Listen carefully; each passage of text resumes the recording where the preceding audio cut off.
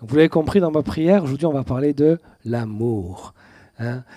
On va parler de l'amour. Et j'ai déjà fait toute une série de prédications sur 5 dimanches, il y a quelques mois, sur l'amour. Mais c'est tellement important. Et que je suis sûr, si je vous demande c'était quoi les 5 points ou les 4 points, je vous en voudrais pas, mais vous ne serez pas à répondre. C'est OK, parce que même moi, je dis c'était quoi déjà. Donc, on va se replonger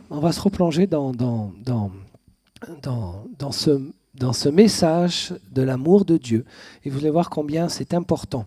C'est important parce que Jésus dit que le plus grand commandement, dans Matthieu chapitre 22, 37 à 39, c'est tu aimeras le Seigneur ton Dieu. S'il y a quelque chose qui est plus important que tout pour notre Seigneur Jésus, c'est ça. Tu aimeras le Seigneur ton Dieu de tout ton cœur, de toute ton âme, de toute ta pensée. À d'autres moments, c'est même de toute ta force. En fait, ça veut dire de tout ton être. C'est le premier et le plus grand des commandements. Et voici le second qui lui est semblable. Tu aimeras ton prochain comme toi-même. Donc, si tu as envie de faire plaisir à ton Dieu, si tu as envie de faire plaisir à ton Seigneur Jésus, si tu es reconnaissant pour tout ce qu'il te fait, tout ce qu'il t'a fait, il y a une chose que tu peux faire qui va réjouir son cœur plus que toute autre chose, c'est de l'aimer. C'est bien, il nous donne la notice. Qui a envie de réjouir Jésus ? Qui a envie de dire Seigneur, pour tout ce que tu as fait, moi j'aimerais te faire plaisir, j'aimerais te le rendre, mais je ne sais pas comment faire. Seigneur dit, aime-moi de tout ton cœur, de toute ton âme, ta force, ta pensée. Et le problème, c'est que on a une mauvaise définition de l'amour. On ne comprend pas forcément ou on ne sait pas ce qu'est l'amour dans le sens biblique, ce que Dieu appelle l'amour. Et si on veut grandir dans notre connaissance de Dieu, dans cet amour aussi, que nous devons grandir dans la connaissance de l'amour. En grandissant dans la connaissance de l'amour, on va mieux comprendre Dieu, tu vas mieux l'aimer. Et cela va avoir un impact aussi positif autour de toi, dans ta famille, dans ton travail, dans la vie d'église. Parce que l'amour, ça s'inscrit toujours dans une relation.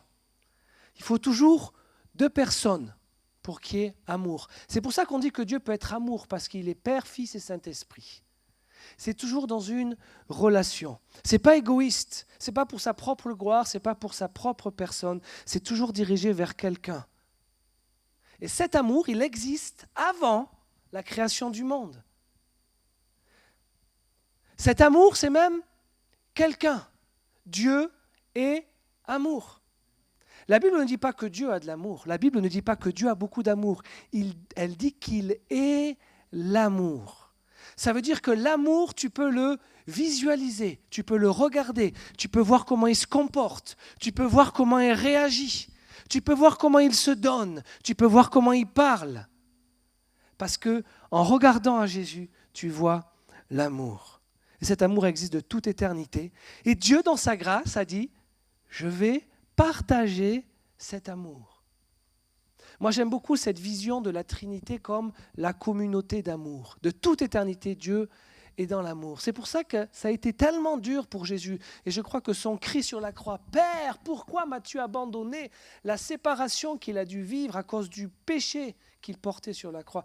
Ça a dû être une déchirure parce qu'il n'a jamais connu autre chose que cette relation avec son Père. Mais pour nous, il a accepté. Et ce que Dieu fait, c'est qu'il ouvre cette communauté d'amour. Dieu est un. Alors, ne me demandez pas de vous expliquer le mystère de la Trinité, ça en est un pour moi aussi. Dieu est un. Mais il y a le Père, le Fils et l'Esprit. Mais Dieu est un. Et ce Dieu nous fait une place pour que nous puissions rentrer dans cette communion d'amour. C'est merveilleux, n'est-ce pas ? Et cette communion d'amour que nous expérimentons avec Dieu, elle vient se déverser tout autour de nous. 1 Jean 4, 8. Celui qui n'aime pas n'a pas connu Dieu. Ça va jusque-là. Celui qui n'aime pas n'a pas connu Dieu, car Dieu est amour. Jean 3, 35. Le Père aime le Fils et a tout remis dans sa main. Donc le Père aime le Fils. Jean 14, 31. Mais afin que le monde sache que j'aime le Père et que j'agis comme le Père m'a commandé. Donc le Fils aime aussi le Père. Et ce lien d'amour entre le Père et le Fils s'appelle le Saint-Esprit. C'est l'esprit d'amour. Paul dit dans Romains 5, 5, « Et l'espérance trompe point, parce que l'amour de Dieu est répandu dans nos cœurs. » Comment ? Par le Saint-Esprit. Donc le Saint-Esprit, cet amour, ce porteur de l'amour, il vient dans ta vie. Il vient remplir ta vie d'amour. Donc cette relation, notre relation avec Dieu est basée sur l'amour. Notre problème, c'est que nous comprenons mal ce qu'est l'amour. Et si on comprend mal ce qu'est l'amour, ça va altérer, notre relation avec Dieu, qui veut une relation d'amour, et notre relation avec les autres. Voici ce que Paul dit aux Philippiens, chapitre 1, verset 9. « Et ce que je demande dans mes prières, c'est que votre amour abonde de plus en plus en connaissance et en pleine intelligence. » Donc Paul est en train de dire que notre amour peut grandir en connaissance et en intelligence. Donc l'objectif ce matin, c'est que notre amour puisse grandir en intelligence, en connaissance. C'est quoi l'amour ? Pour que nous puissions l'exprimer de la manière dont le Seigneur nous en parle. Et avant de dire ce qu'est l'amour, je vais vous dire ce qu'elle n'est pas. L'amour n'est pas une émotion.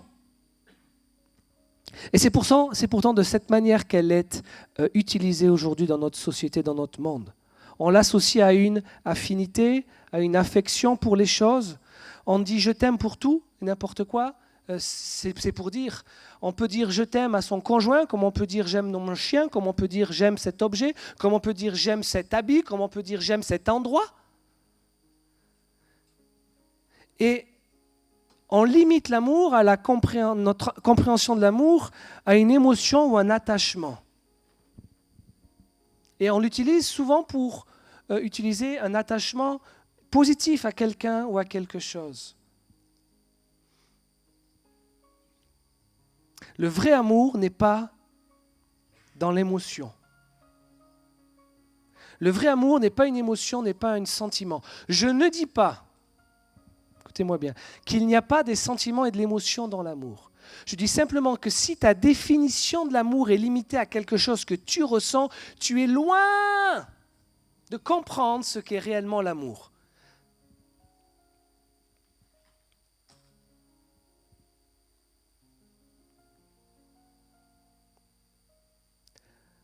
Tu achètes un habit que tu aimes bien, tu dis « Oh, j'aime cette chemise, j'aime ce pantalon, j'aime cette robe, j'aime ces chaussures. » Et puis 2-3 ans après, la mode a passé et puis tu l'aimes beaucoup moins. À ce moment-là, tu l'aimais vraiment. C'était une émotion, c'était un sentiment. Donc si tu bases ton amour sur un ressenti, tu vas aimer un jour et ne plus aimer le lendemain. Or, ce n'est pas ça l'amour. L'amour reste constant. Heureusement que Dieu m'aime hier, aujourd'hui, et qu'il va m'aimer demain. Nos enfants, on les aime hier, aujourd'hui et demain.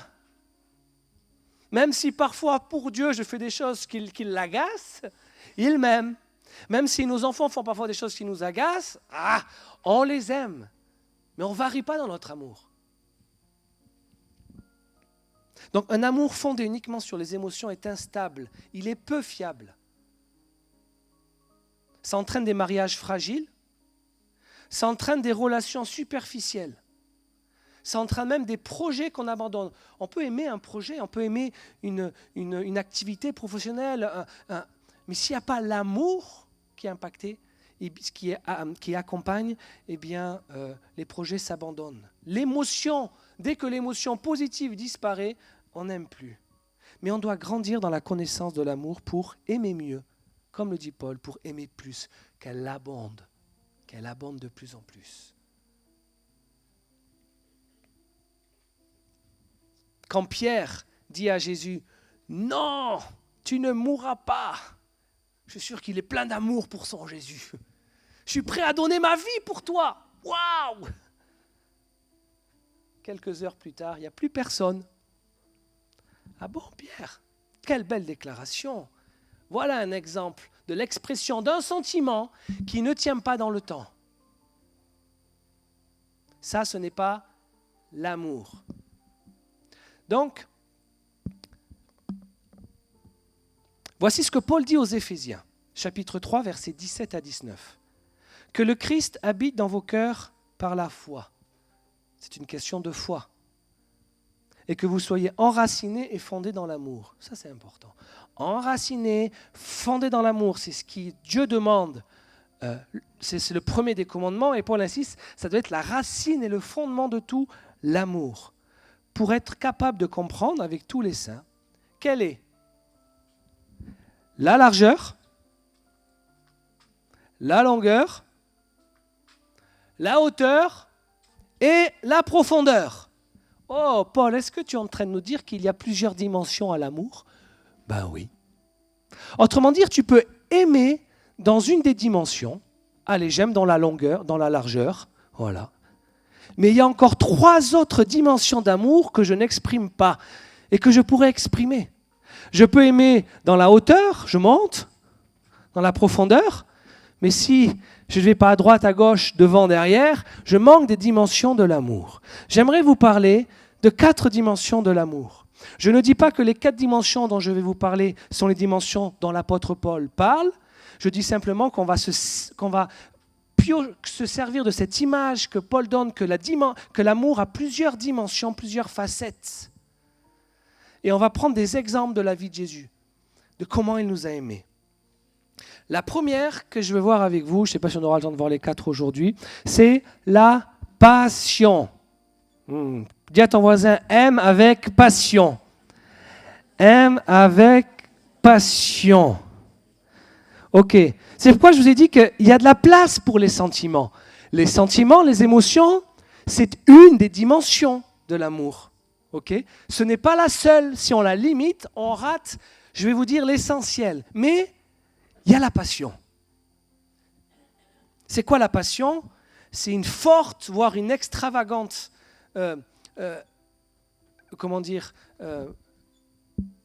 on se tourne vers quelque chose de manière très forte et de manière extravagante.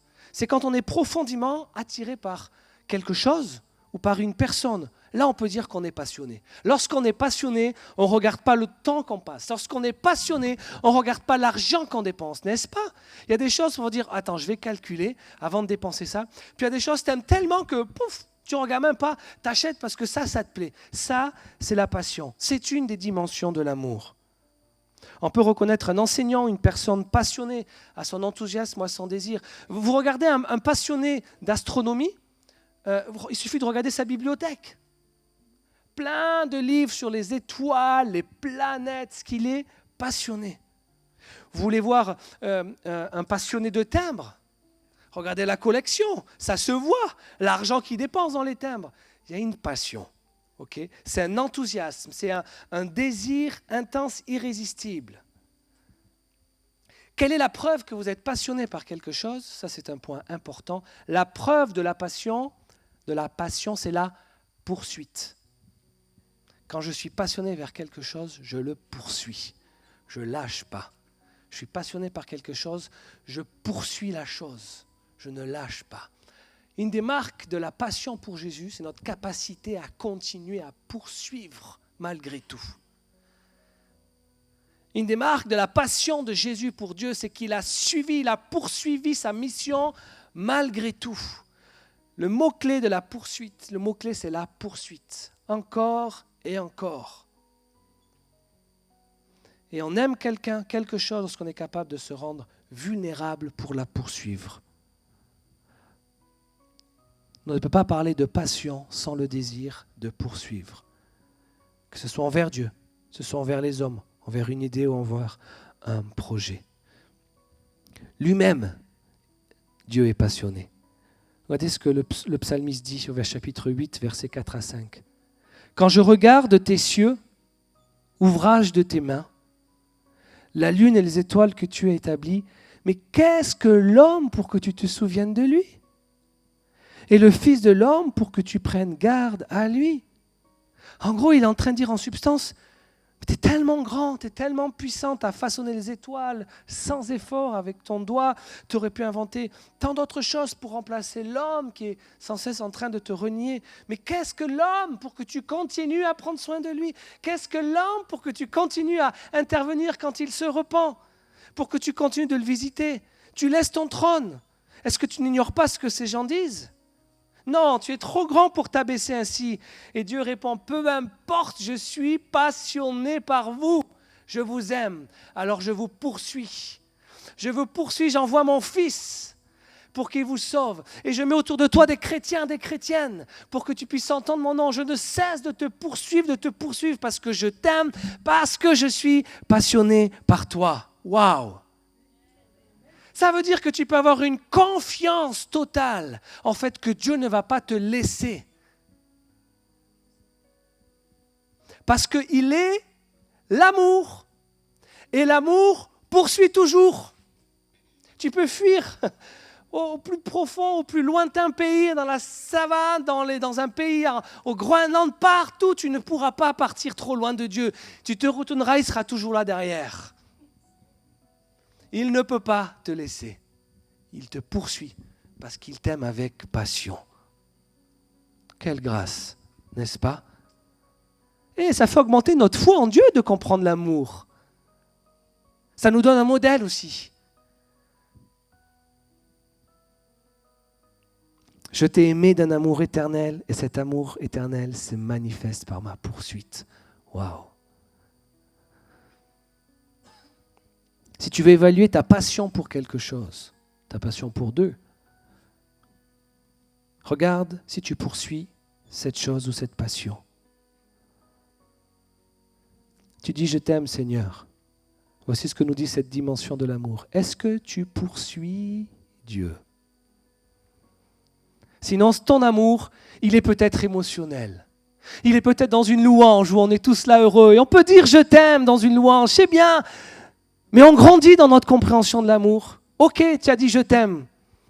L'émotion, ok, on comprend. C'est qu'une dimension de l'amour. Est-ce que dans la semaine, tu continues à poursuivre Dieu? Ou est-ce que tes « je t'aime », ils sont juste là le dimanche quand tout le monde s'enflamme dans la louange? Est-ce que tu le poursuis dans ta semaine? 1 Jean chapitre 2, versets 15 à 17. N'aimez pas le monde, ni ce qui est dans le monde. Ah, je comprends mieux ce verset. Comment je sais si j'aime quelque chose qui est dans le monde? Mais c'est que je me mets à suivre. Et tu veux savoir quoi? Tu ne peux pas suivre deux personnes qui vont dans une direction opposée. Le monde va dans une direction et Dieu va dans une autre. Tu ne peux pas suivre Dieu et suivre le monde. Ou tu vas être en tension comme ça. C'est pour ça que parfois tu vis cette tension en toi. C'est que, t'aimes les choses de ce monde. Des fois tu les poursuis, quelles qu'elles soient. Réseau, écran, film, série, divertissement. Je ne dis pas qu'on n'a pas de divertissement dans la foi chrétienne. Je dis que tout doit être mesuré à cet amour. D'accord? Si tu poursuis, si tu aimes le monde, c'est que tu le poursuis. Et donc si tu aimes Dieu, tu vas le poursuivre. Il y a certaines choses que tu vas arrêter de faire, de suivre, de regarder, de boire, de penser. Si quelqu'un aime le monde, l'amour du Père n'est point en lui. Ah, mais c'est une parole qu'on n'a pas envie d'entendre, mais c'est une parole qui est vraie. Et Dieu dit la vérité. Donc si j'aime le monde, l'amour du Père n'est pas en moi. Car tout ce qui est dans le monde, la convoitise de la chair, la convoitise des yeux, l'orgueil de la vie, ne vient point du Père, mais vient du monde. Et le monde passe, et sa convoitise aussi. Mais celui qui fait la volonté de Dieu demeure éternellement. Autrement dit, sois un bon investisseur. Investis dans les choses qui durent. Investis ta passion, ta poursuite vers des choses qui durent. Ok. Si tu as 1 000 € à dépenser, tu as le choix entre acheter 1 000 € de pommes et 1 000 € de semences de pommiers. Ok? Que vas-tu acheter?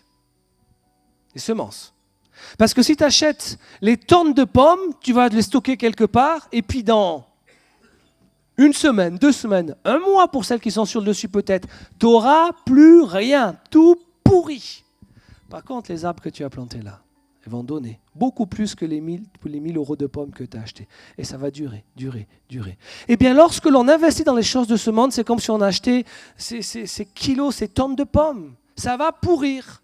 Il n'y aura plus aucune trace. Qu'est-ce que je poursuis? Ce que je poursuis, c'est ce que j'aime. Ce n'est pas tes mots qui vont dire ce que tu aimes. Parce que l'amour, ce ne sont pas des mots, c'est des actions. L'amour se voit toujours par une action. Quelqu'un te dit « je t'aime » et je suis sûr, j'ai vécu ça, tu as vécu ça. Des gens qui disent « je t'aime » et tu ne vois pas cet amour. À qui c'est déjà arrivé, sérieux? Ok, d'accord. Les mots ne suffisent pas. Je ne dis pas qu'il ne faut pas le dire. Je dis soyons grands, soyons matures, comprenons l'amour. C'est d'abord une action. C'est ce que je poursuis, ce qui me passionne. Jésus dit, quel homme, dans Luc 15, quel homme d'entre vous, s'il a 100 brebis, qu'il en perd une, ne laisse les 99 dans le désert pour aller chercher celle qui est perdue jusqu'à ce qu'il la retrouve. C'est pas la passion, ça? D'aller poursuivre celle, d'aller chercher celle qui est perdue. Psaume 23, 6. Je vais lire dans une version hébraïque littérale. Oui, le bien et la grâce me poursuivront tous les jours. Là, c'est écrit accompagnement. Mais si tu regardes dans le terme, tu peux traduire par poursuivre, et c'est même plus juste. Me poursuivront tous les jours de ma vie. Donc maintenant, quand tu lis le psaume 23, tu vois que Dieu il est en train de te poursuivre tous les jours de ta vie. Alléluia. Il est derrière toi. Il te court après. C'est une poursuite active. Comme une traque de bienveillance.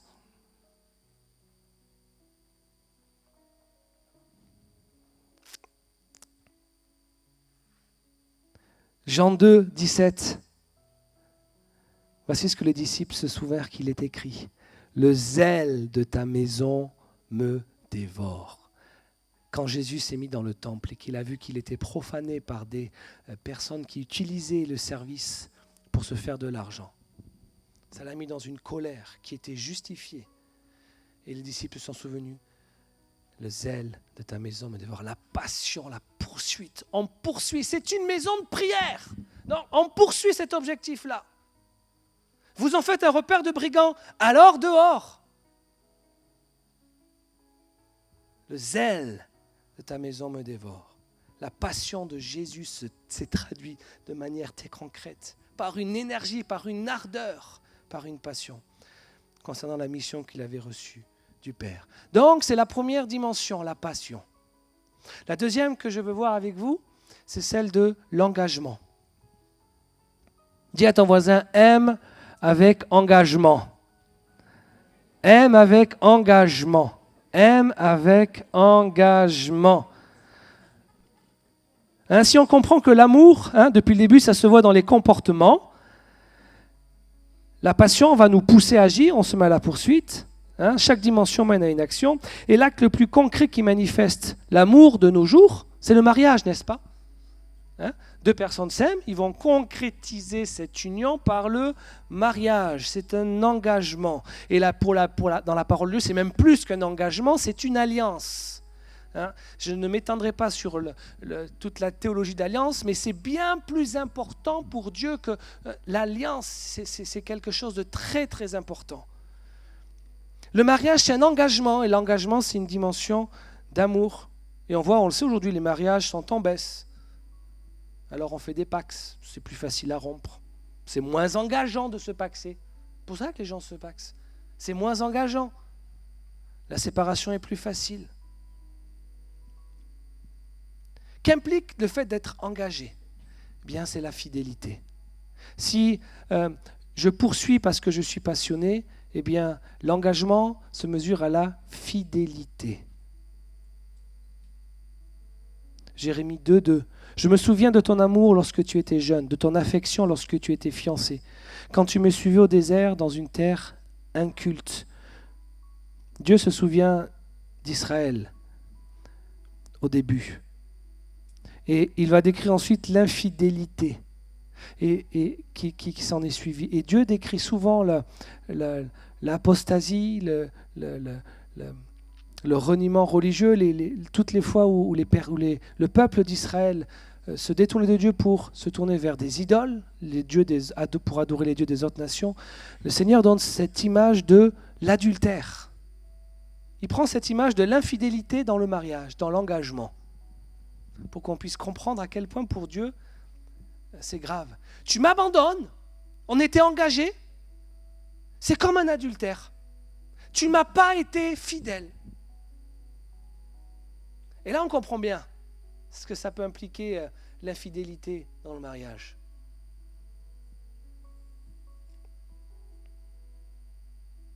Psaume 100, verset 5, « Car l'Éternel est bon, sa bonté durera toujours, et sa fidélité durera de génération en génération. » Psaume 117, verset 2, « Car sa bonté nous est grande et sa fidélité durera toujours. Louez l'Éternel !» Lui, il est fidèle parce qu'il aime. Il est fidèle parce qu'il tient ses engagements.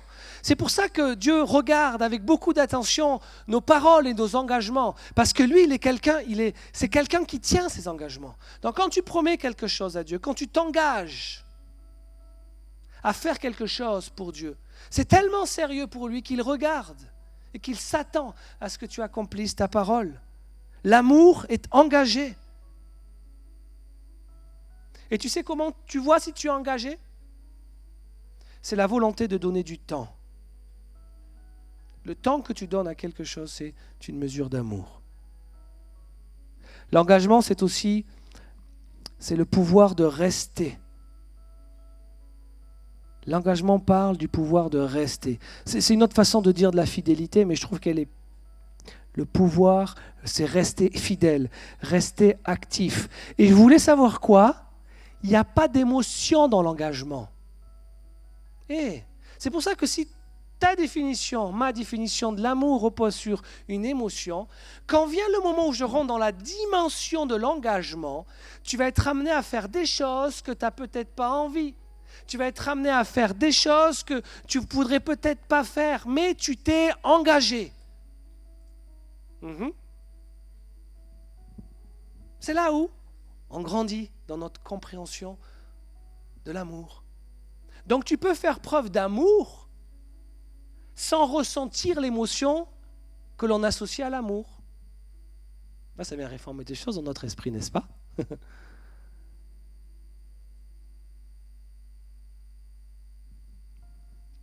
L'engagement. Il n'y a pas d'émotion dans l'engagement. Des fois, quand tu sers, quand tu donnes du temps, tu n'as pas toujours envie, c'est pas vrai. Tu n'as pas toujours envie. Jésus n'a pas toujours eu envie. Il n'était pas fou, il n'était pas maso, il était saint. Aller dans un endroit où tu sais qu'on va t'attaquer, passer par une passion où tu sais que tu vas souffrir physiquement, personne n'a envie de vivre ça. Il avait un engagement.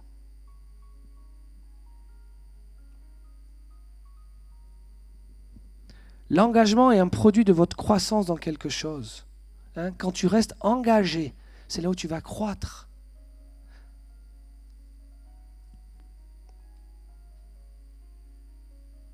Et comment je reste engagé dans quelque chose ? Bien, c'est parce que je crois. Si je ne crois pas que l'engagement que j'ai pris est important, dès que viendra une difficulté, je vais arrêter. Mais si je crois que l'objectif qu'il y a là, pour lequel je me suis engagé, il vaut le coup, alors là, je vais tenir. C'est pour ça que les martyrs pouvaient être fidèles jusqu'à la fin. Parce que leur engagement, ils savaient ce qu'il y avait au bout. Ils y croyaient. Ils ne pouvaient pas renier. Est-ce que tu crois vraiment ? Est-ce que tu crois vraiment que Jésus a une mission pour toi ? Est-ce que tu crois vraiment qu'il veut t'utiliser ?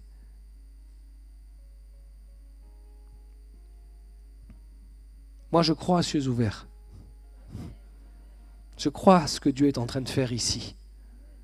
Peu importe les adversités, peu importe ce qu'on pourra dire, peu importe, je crois en ce que Dieu veut faire ici. Donc je reste engagé.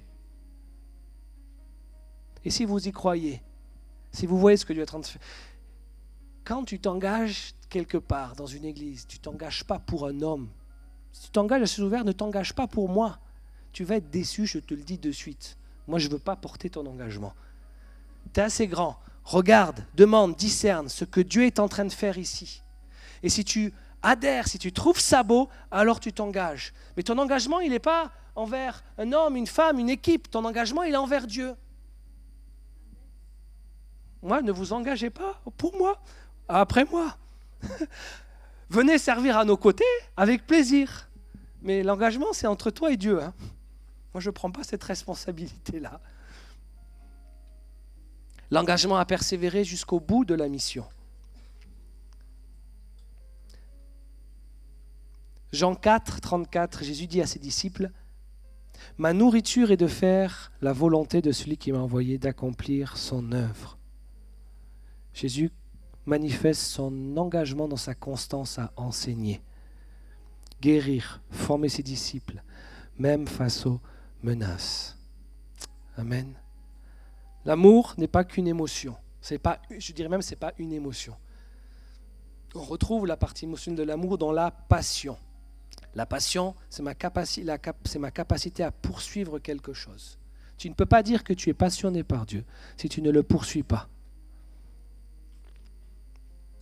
Tu ne peux pas dire que tu aimes Dieu si tu ne tiens pas tes engagements envers lui. C'est une des dimensions de l'amour. Et je vais m'arrêter là pour ce matin, parce que sinon je vais aller trop vite dans les autres, et puis après ça va être trop long, et puis comme ça vous viendrez la dimanche prochain pour entendre la suite. Je vous fidélise, vous voyez. Alors, je vais inviter le groupe de louanges, et puis on va revenir, et puis on va prier. On va prier. Est-ce qu'on peut se lever, incliner nos têtes ?